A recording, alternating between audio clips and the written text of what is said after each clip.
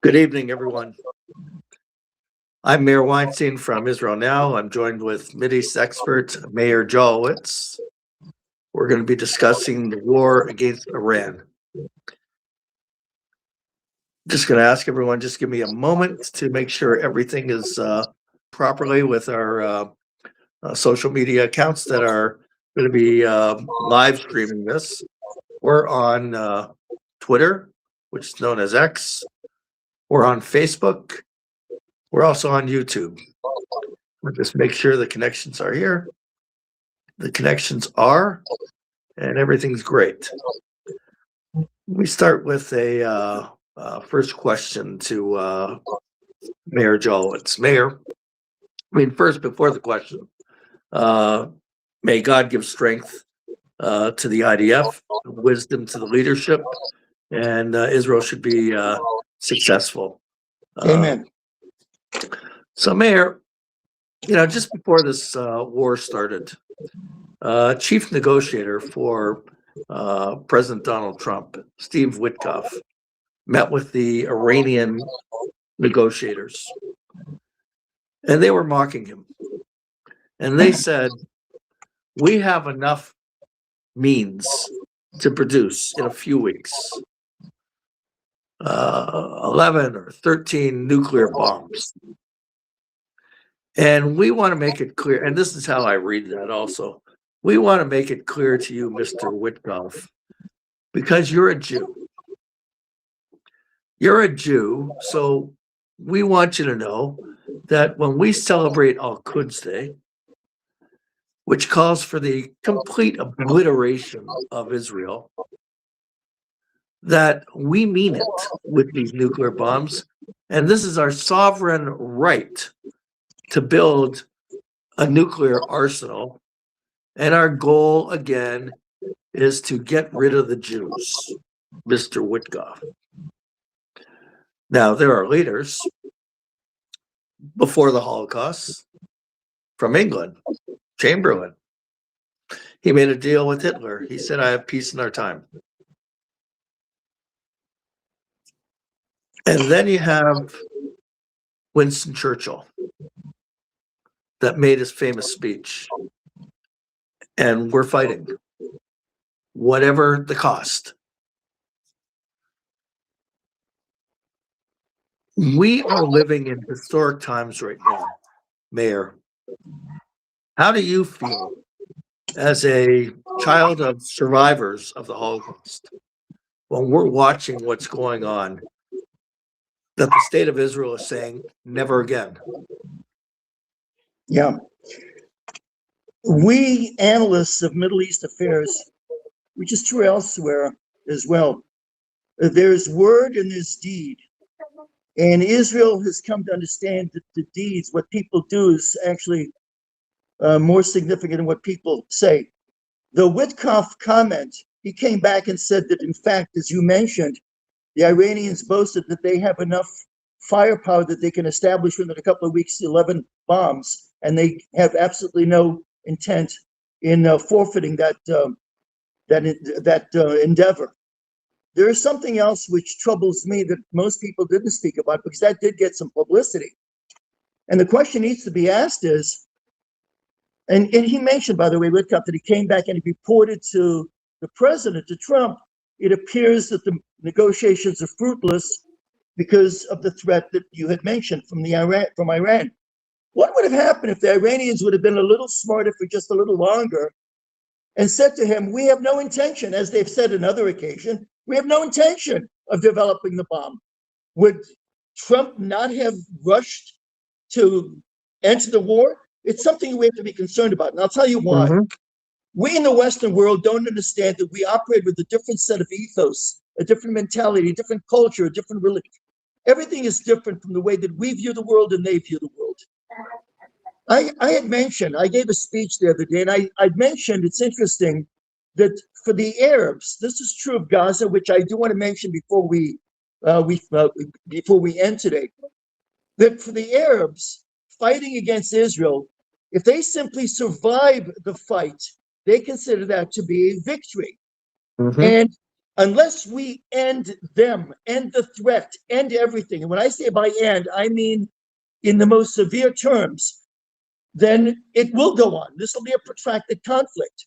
When Donald Trump said only 2 weeks ago that there are two things that would end this conflict. One is total victory, his words, and the other was unconditional surrender, his words. Well, the Arabs, or in this case, the Muslims, Iran, aren't going to offer either a surrender unconditional, nor are they going to offer a total victory to the United States. Let me remind people, when Anwar Sadat was assassinated by Egyptians in Cairo, what was he doing on that day, October 8th of 81? He was celebrating, mind you, this is Anwar Sadat, peacemaker, and he was celebrating the Egyptian victory of the Yom Kippur War. In fact, the Egyptians still celebrate the Yom Kippur War victory over Israel. Because if you don't destroy them, if you don't destroy the infrastructure, if you don't destroy the military, then they don't consider themselves to have lost. And that's something which the United States doesn't understand, and only half of Israel understands. Let me tell you what my concern is. I'm going to throw as many points as I can. My issue is that Donald Trump is facing a challenge in the United States, which is of great concern to him, because on November 3rd, in a number of months, there's going to be a midterm election in America. And there's certain things which don't bode well for the Republicans. And the Republicans have to win the House on November 3rd if Donald Trump is going to continue to succeed the way he has, and quite brilliantly in many fronts, as president. There are public opinion polls. In the despotic world, in the Muslim world, in the Arab world, public opinion polls don't exist and they don't matter. The other thing that he's concerned about, obviously, is the cost-benefit ratio. They do a cost-benefit ratio. I was driving 10 days ago, I was driving to a lecture, and the cost of gas here in the United States, where I was $2.99 a gallon. When I drove there a few days later, it was $4.35 a gallon. When I drove by that same gas station yesterday, it was $4.65. It's a 58% increase. The people who vote on November 3rd are going to be concerned about that. And there are other such things. Even among the Republicans, you have defectors. You have some Republicans who don't fully buy into this war. And the two things that you hear quite often is this our war? Is this Israel's war? Which is a terrible canard. It's an absurdity. Of course it's America's war. And as has been said by others, if Israel didn't exist, this would be a war that the United States would still have to undertake. And the other thing that we hear about is, why now? Why now? Well, thank God that the Muslims actually gave, as you mentioned, Steve Witkoff, the reason of why now. It was by their own admission, which I think was a tactical mistake on their part, that they admitted that they're that close to developing a nuclear military capabilities. Two other issues. The one issue is, and again, we're talking about the Western world. It thinks differently than the enemies of the Western world. Dead American soldiers. When the first 3 American soldiers were announced as having died, all of a sudden in the United States, the percentage of people who opposed the American incursion into Iran went dramatically against Trump. Oh my God, we didn't expect any. And they start talking about troops on the ground and so on and so forth. When that number went from 3 to 6 and then 7, and when it was also reported at the time, we're going back 5 days ago, that there were 150 American soldiers who were wounded, all of a sudden you had people who otherwise were supportive of Trump's efforts, all of a sudden ask questions. Forget CNN, BBC, New York Times, and all these others who, no matter what Trump does, they're going to oppose it because they want to bring Trump. No different than in Israel, you have anyone but Bibi, Bibi camp. The problem is, in the United States, you have a lot of people who supported Trump who all of a sudden are beginning to question, but why now? I was listening to Fox News only 2 hours ago. I was listening to Fox News, and one of the anchor people, who was a very pro-Israel person, and I think I might have mentioned this with somebody else last time we won, actually said that the United States needs to make a better case of why we're fighting this war or consider pulling out. Last thing, Trump did mention earlier today that given the tremendous military victory on two levels, Israel's complete, when I say complete decapitation of the Iranian leaders is one thing, the American destruction of so much of the infrastructure, and the two are, you'd think that any other country would surrender. Despots don't surrender. They don't surrender because they understand the consequence of surrender. They lose everything that they have. Final comment.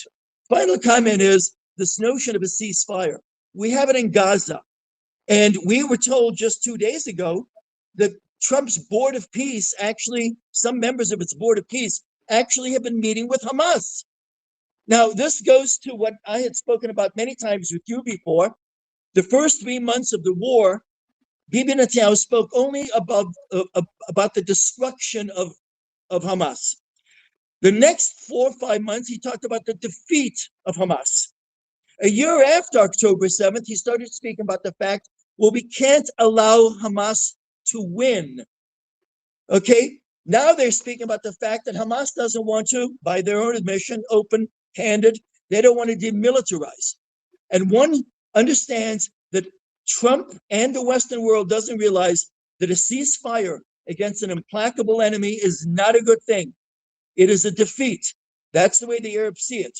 And I'll remind people, in August of 2006, when Israel had the war in Lebanon, mind you, they had the war in Lebanon in 82, they had it again in 2006, Second Lebanese War. And there was a ceasefire that was called for. It was UN Security Council Resolution 1701. And it called for Hezbollah to move north of the Litani River, but it called for the demilitarization of Hamas, of Hezbollah. Okay, that was a ceasefire. Well, how did that work out, my friends? How did that work out? In 100%. November of 2024, the United States compelled Israel, and we're talking about Donald Trump, compelled Israel to engage in a ceasefire with Hezbollah. And everyone said, well, Israel decapitated, they took care of Nasrallah, we're in good standing. Well, tell that to the people who tonight sleep in their bomb shelters in Israel.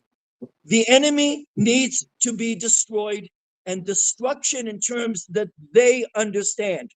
So they don't celebrate this victory against Israel simply because they survived the way the Egyptians still celebrate a victory of Israel in the Yom Kippur War. Listen, 100%. President Donald Trump said earlier today, made a statement that it's unacceptable that Iran tries to control the flow of oil through the Straits of Hormuz. And he said that the U.S., and they're trying to get others to join them, but he says, we will stop that and we will take it over. And this operation will last about, I think he said 6 weeks. So it's very interesting what he says about his commitment to fighting. One other point, and you can comment on it, is that the people from, let's say, the right in the United States that are opposing Trump, opposing this war, one of these nut jobs, Nick Fuentes, an out-and-out admirer of Hitler. So he says, we need regime change in the United States, and we need to make it clear. Oh, yeah, he said that.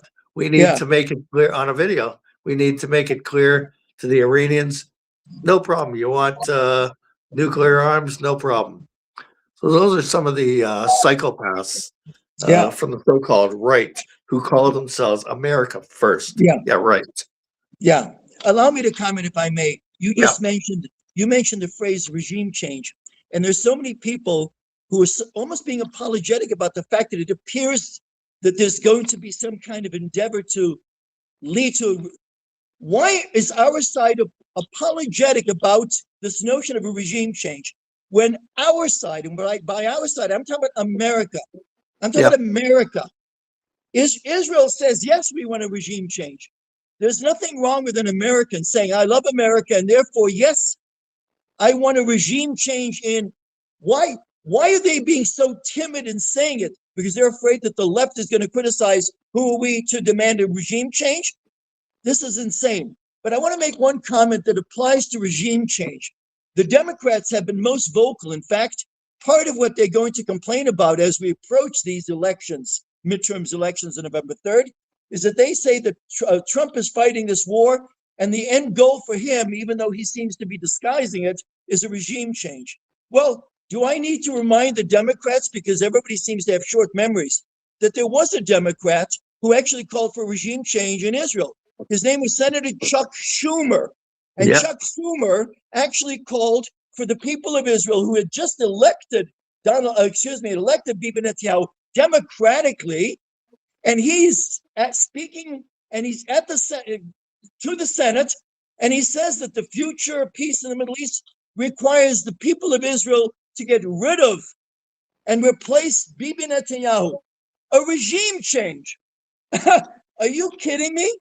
And I don't know why our side, when the issue of regime change comes up, the Israeli ambassador to the United States or the Israeli ambassador to the United Nations should both address the issue of regime change unapologetically and say the Democratic Party, which is the party which seems to be the stick in the spokes to Trump's war effort, they were the ones calling for a regime change, not in Iran, in Israel. So the answer is, and again, my delicate response to them is, and it's a thing that Israel, someone needs to give them the middle finger. Yep, 100%. Listen, Mayor, we're winding out of time. We're going to have in a couple of days a surprise guest on our podcast. We're going to have Jonathan Pollard. He's a Jewish hero. It's incredible, and we'll hear his perspective on the war against Iran, the new Nazi Germany. Yeah, it's going to be an outstanding show that we're going to have on Thursday with him. But Mayor, final remarks. Go ahead. Yeah, a final remark is a very short quotation. The regular listeners of your podcast are used to my finding a quotation which I think is appropriate or relevant to what we talk about. This is Martin Luther King. It's a quotation from a speech that he gave in 1964, which was titled "Stride Towards Freedom." It's quite short and it's quite relevant.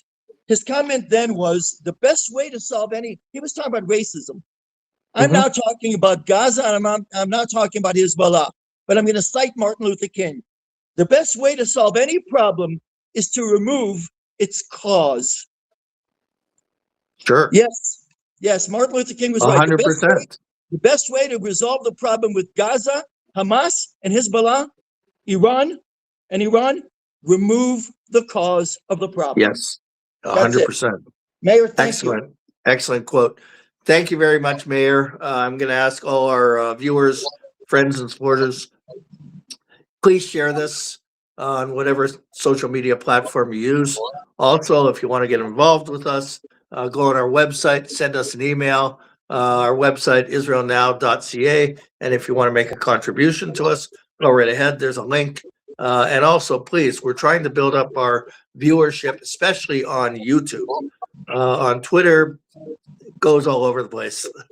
But on YouTube, we're trying to build it up. Please subscribe to our channel on YouTube as well. Thank you very much, Mayor. We'll have you on again. Thank you.